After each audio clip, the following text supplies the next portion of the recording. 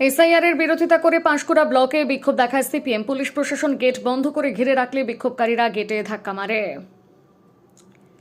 দীর্ঘক্ষণ সিপিএম এর নেতৃত্ব সহ বিক্ষোভকারীদের গেটের বাইরে দাঁড়িয়ে রাখে বলে অভিযোগ। এক প্রকার দুই পক্ষের মধ্যে বচসা শুরু হয়। হস্তক্ষেপ করতে হয় পাঁশকুড়ার বিডিওকে।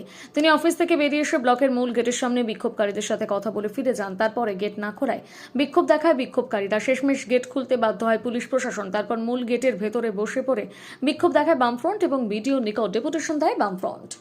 আপনারা জানেন যে আমাদের এসআইআর নিয়ে সিপিআইএম এর কোনো আপত্তি নেই, কিন্তু আমাদের বক্তব্য হচ্ছে যে এসআইআর যাতে নিরপেক্ষভাবে হয়, গরিব সাধারণ মানুষকে যেমন হয়রানি না দেওয়া হয়।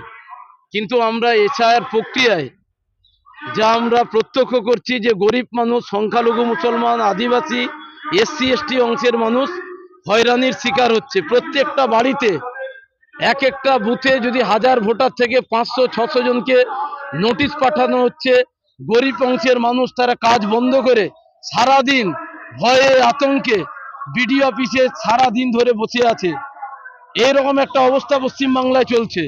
আমরা বলছি যে এসআইআর এর নামে গরিব মানুষকে হয়রানি করা অবিলম্বে বন্ধ করতে হবে, অবিলম্বে বন্ধ করতে হবে। মুসলিম অংশের বিশেষ করে মহিলাদের বিয়ের আগে খাতুন থাকে, বিয়ের পর বিবি হয়, এটা আমরা সকলেই জানি। কিন্তু নির্বাচন কমিশন তাদেরকে নোটিশ পাঠাচ্ছে। কারো বাড়িতে 5টি ছেলে, তার অপরাধ 5টি ছেলে, তার বাড়িতে কি এমন অ্যাপস করে দিয়েছে, তার বাড়িতে নোটিশ গাদা গাদা নোটিশ যাচ্ছে। মানুষ আতঙ্কের মধ্যে আছে।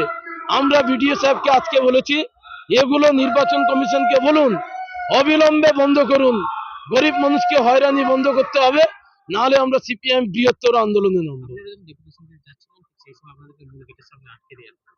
আমরা বিডিও সাহেব এবং পাঁশকুড়া পুলিশকে বলেছি, আমরা তৃণমূল বিজেপি নয়, আমরা কোনো সরকারি জিনিসপত্র ভাঙচুর করবার জন্য আমরা এখানে আসিনি।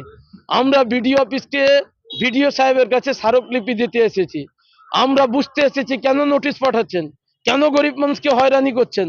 আমরা শান্তিপূর্ণ গণতান্ত্রিক উপায়ে আমাদের ভেতরে আমাদের সভা করতে দিতে হবে এবং ডেপুটেশনের কাজ করতে দিতে হবে। প্রথমে পাঁশকুড়া পুলিশ তারা ঢুকতে বাধা দান করেছিল, অনেক পরে তারা বুঝতে পেরেছে, তারা গেট খুলেছে। আমরা ভেতরে সভা করেছি, শান্তিপূর্ণভাবে আমরা ডেপুটেশন দিয়েছি। পাঁশকুড়া বিডিওকে আমরা সময় দিয়েছি। যদি আবার বেশি বেশি করে নোটিশ যায়, তবে আমরা হাজার হাজার মানুষকে জড়ো করে পাঁশকুড়া বিডিও অফিসে আমরা তালা লাগাবো। এটা আমাদের ক্লিয়ার বক্তব্য। আমাদের বেশ কয়েকজন কর্মী সমর্থককে গেটে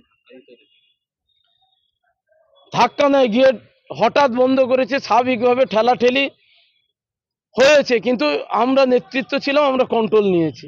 এরকম কোনো অবস্থা আমরা তৈরি করিনি যে কেউ আঘাতপ্রাপ্ত হয়েছে, কারো উপরে চড়া হয়েছে, এই ধরনের ঘটনা আমরা এগুলো অ্যালাউ করিনি। আমরা শান্তিপূর্ণভাবে আজকে ডেপুটেশন দিয়েছি।